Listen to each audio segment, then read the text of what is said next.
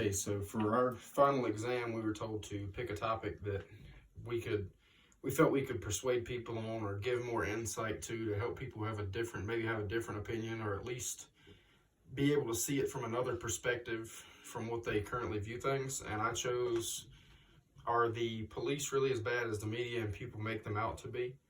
And my purpose for this is to argue for the police and to show that if you look at the statistics and the numbers, what they prove versus what the media shows and people's stigmas, that the overwhelming majority of police officers and law enforcement agents are actually good people. For the media, they show that what they want you to see because they want to keep us divided.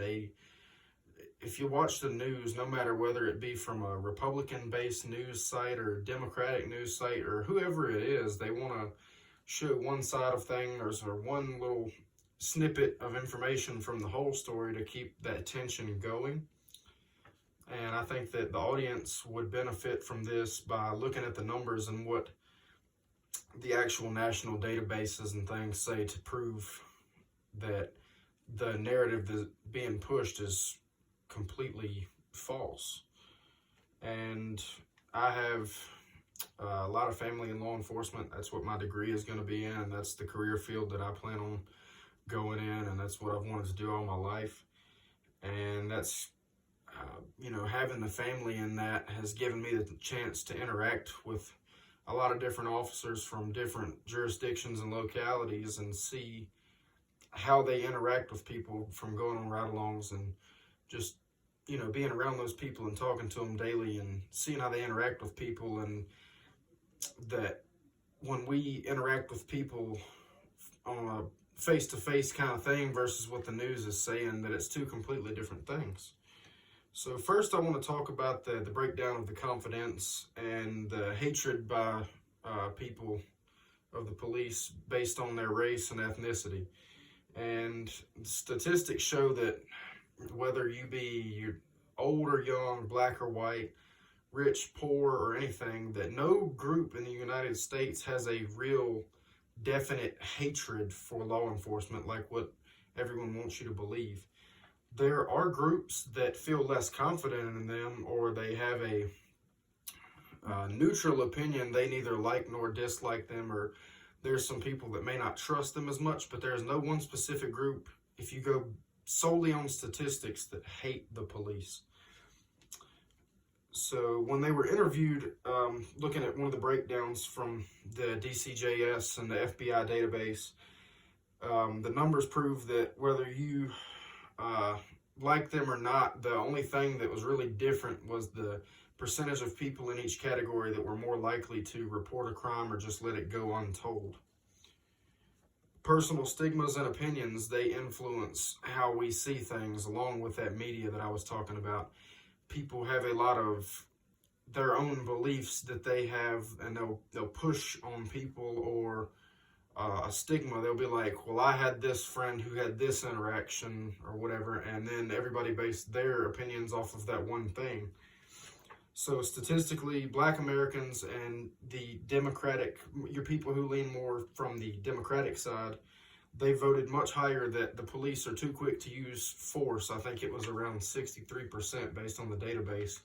63% of all people in those two groups voted that the police were way too quick to use force in any given situation, as opposed to the direct opposite of that, which would be like your higher income, your white Americans or Republicans and people of that kind of background. They voted 81% against that.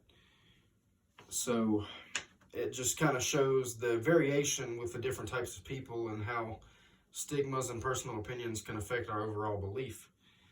So next, I'd like to go over officer-involved shootings. I'm going to cover from 2017 to the current year, 2020, even though we're only in April. And from 2017 until now, more white Americans have been killed in the United States by police officers in an officer-involved shooting than Black Americans, Hispanics, and the other category on the database was defined as unknown. You can combine all of those numbers, and it's still not as much white American that would have been killed.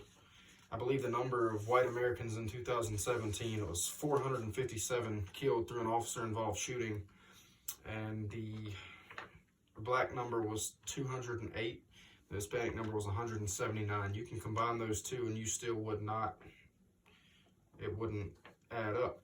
So the narrative that's being pushed there, that's a lot of people that's being killed, regardless of whether it be a white man, a black man, or a Hispanic man. That's, you know, any life that's lost, that's not a good thing, especially if it's preventable.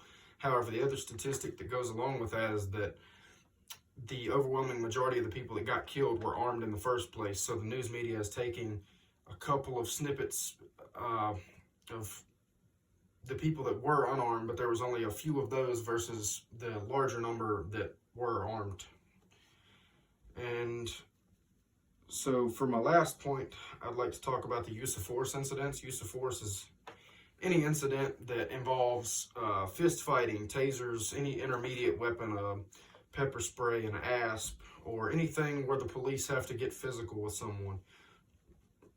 Police use of force shows that in reality, American police are nowhere near as aggressive as what the people voted that they are, or as violent as TV-like shows portray them to be, whether it be a Hollywood show or even Cops, where you see nothing but the action and stuff like that goes on. That doesn't happen every day, or even sometimes weeks in small places that aren't busy. In 2008, policefoundation.org pulls directly from the DCJS database, and they had an infographic with statistics that showed that there were 67 million face-to-face interactions, and that's about an average of 1 million a week. So you have 67,000, out of 67,000, you'll have one death resulting from that, which would be about 0.0015% chance of dying from a police use of force incident or face-to-face interaction, which is considerably lower than anything else you can think of, a way to die, car wrecks, overdoses, anything that's not a natural cause, much like that, is significantly lower, which shows that in reality, if you're polite to a police officer and they're polite to you and you follow directions, nearly 100% of the time, you both will go home safe and sound. In conclusion, I believe that nearly all police officers are good men and women who wish to serve their communities and to the best of their ability, but that negative stigmas, rumors, the news media, and that bias skew all of our views as to what really goes on a day-to-day basis and the kind of person that they really are and how they operate. And I hope that gives everybody kind of a better understanding as to what's really going on here.